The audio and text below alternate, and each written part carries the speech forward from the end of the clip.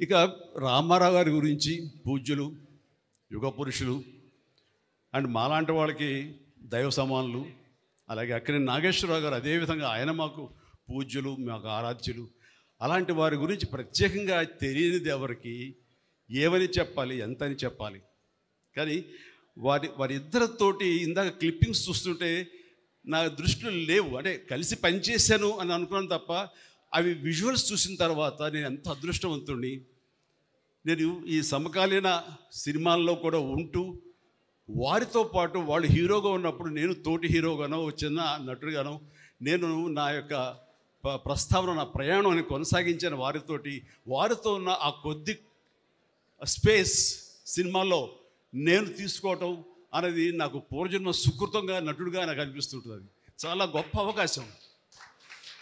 ఆ సమయంలో నాకు వాళ్ళతో జరిగే సంభాషణలు మాత్రం షేర్ చేసుకుంటాను. ఇవి ఇంతవరకు ఎప్పుడు బయటికి రాలేదు కాబట్టి కొంచెం వినడానికి బాగానే ఉంటుంది. లేదంటారా, వారిద్దరూ సమంగా ఒకేసారి వచ్చారు ఈ ఫిల్మ్ ఇండస్ట్రీకి. నాగేశ్వరరావు గారు 1 or 2 years ముందు వచ్చి ఉంటే ఆ తర్వాత రామారావు గారు వచ్చారు. నాగేశ్వరరావు గారు పౌరాణిక చిత్రాల ద్వారా ఆయన డెబ్యూ ఫిలిమ్స్ ప్రవేశిస్తే సినిమాల్లోకి ఈయన మన దేశం అని రామారావు గారు సాంఘికంలో ఈయన సినిమాల్లో ప్రారంభించారు. అయితే ఆ తదనంతరం within no time Ramarao గారు పౌరాణిక జానపద చిత్రాల్లో ఆయన ఒక బ్రాండ్ అంబాసిడర్ అయితే, ఇక నాగేశ్వరరావు గారు సాంఘికంలో ఇక ఎదురులేని తిరుగులేని నాయకుడు ఆయన అయ్యారు. అలాగా ఆదరణ ప్రకారం, ప్రేక్షక ఆదరణ ప్రకారం వాళ్ళ యొక్క గమ్యాల్ని మార్చుకుంటూ వాళ్ళ ఆదరణ ఏ సినిమాల్లో ఏ కథల్లో ఉంటుందో ఆ రకంగా వాళ్ళు కొనసాగిస్తూ ఈ రోజున పరిశ్రమకి ఇద్దరు 2 నేత్రాలు, 2 కళ్ళు అని అనిపించుకుంటున్నారు. మాలాంటి వాళ్ళు ఇంకా ఆరాధనాపూర్వకంగా చూస్తున్నామంటే అది మన తెలుగు కళామ తల్లి చేసుకున్న పుణ్యం. అలాంటి బిడ్డల్ని కనటం, వారి తరపున తరువాత వారితో నటించడం అన్నది నాకు కలిగిన ఒక భాగ్యం. అది రామారావు గారితో నేను చేసిన సినిమా ఎదురులేని మనిషి, తిరుగులేని మనిషి. ఇందాక సినిమా చూసాం, చిన్న బిట్టు చూసినప్పుడు అందులో ఒక టేబుల్ ఉంటుంది, డైనింగ్ టేబుల్ మీద ఇద్దరు కలిపి ఫైట్ చేస్తూ విలన్స్ మీ ఇద్దరం కొడుతూ అక్కడి నుంచి దూకాలి.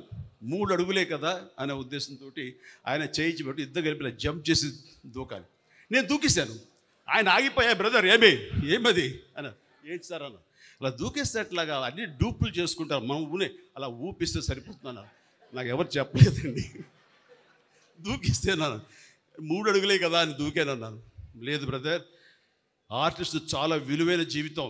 అనుకోకుండా ఏదైనా సంభవిస్తే కనుక, ఏదైనా జరగకుండా జరిగితే టోటల్గా సినిమా ఎంత నష్టపోతారో, ఫైనాన్షియల్ కానివ్వండి, టైం కానివ్వండి, తోటి వాళ్ళ నటినట్లు వాళ్ళ సమయం కానివ్వండి, ఎప్పుడు జాగ్రత్తగా ఉండాలి. సినిమాలో ఏది కనపడదు, మనం చేసామని అనుకుంటారు అని చెప్పినప్పుడు కరెక్టే, కానీ చేయాలని ఉత్సాహం ఉంది, అన్నీ ఒరిజినల్గా చేసేయాలని తాపత్రయం ఉంది, ఆ కుర్రతనంలో ఓకే అని అనుకున్నాను. కానీ అదే 1 year తర్వాత సంఘర్షణ అనే సినిమా చేస్తూ సరిగ్గా 3 అడుగుల ఒక పొలం గట్టు మీద నుంచి విలన్ని తన్నేలాగా నేను ఎక్కి జంప్ చేసి తన్నాను. సరిగ్గా ల్యాండ్ అయ్యాను కిందకి, కాలు మడతపడింది. దాంతో 6 నెలల పాటు షూటింగ్ చేయలేను నేను. ఆ తర్వాత లండన్ వెళ్ళాం, లివర్పూల్, అక్కడ మినస్కా స్టేర్ అయిందన్నారు, దానికి ఆపరేషన్ జరిగింది. సో ఎంత నష్టమైందంటే అంత ఇంత కాదు.